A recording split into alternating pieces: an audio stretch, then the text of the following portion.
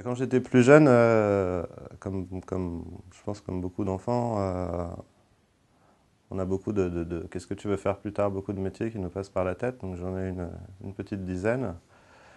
Et même si je me suis décidé très tôt pour la peinture, la chirurgie m'avait toujours attiré, et ainsi que la cuisine d'ailleurs. Et je crois que c'est parce que c'est des métiers manuels que je trouve absolument magnifiques. Donc, dans l'art, il y a aussi le fait d'être un artisan. Et finalement, je crois un chirurgien, un cuisinier sont des artisans, mais qui à leur manière, chacun crée des choses magiques. On est vraiment dans la vie, quoi. Dans la vie, dans la mort.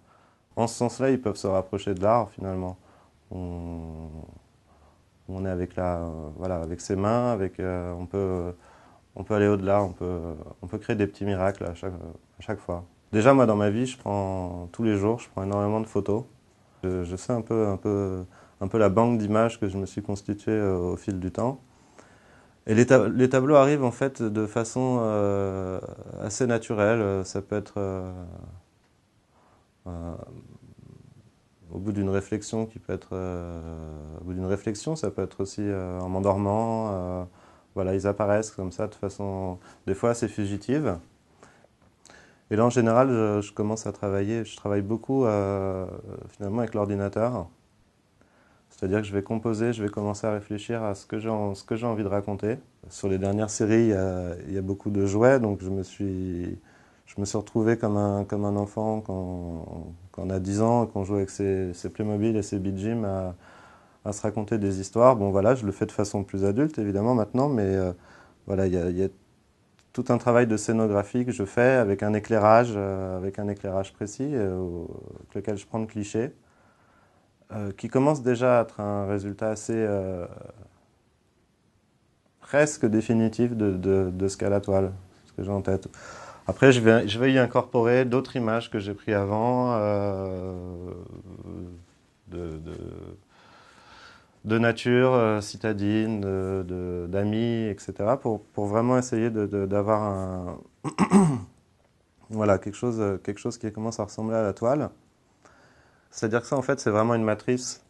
Et on s'aperçoit que elle est quasiment définitive dans la composition, dans la lumière, mais la peinture elle-même apporte toujours ce qu'elle a envie de dire au cours du travail.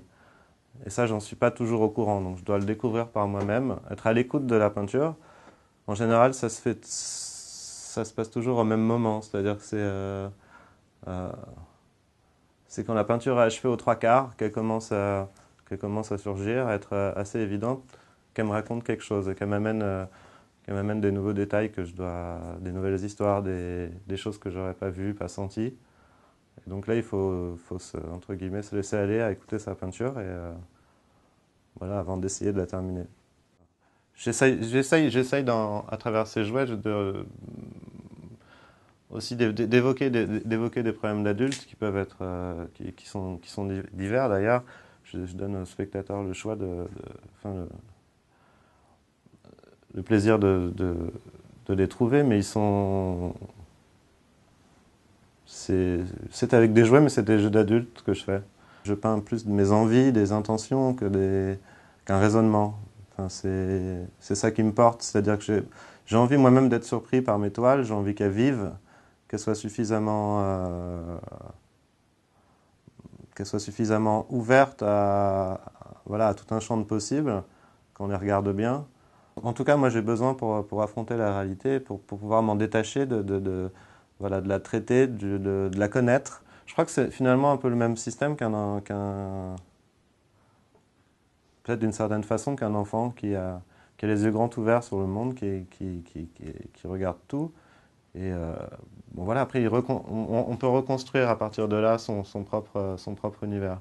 Mais pour ça, il faut des briques, et ces briques, je les prends dans la réalité. Je crois que ce qui fait dire aux gens que ça peut être hyper réalisme, c'est qu'il y a en tout cas, j'essaye qu'il y ait une lumière qui soit juste.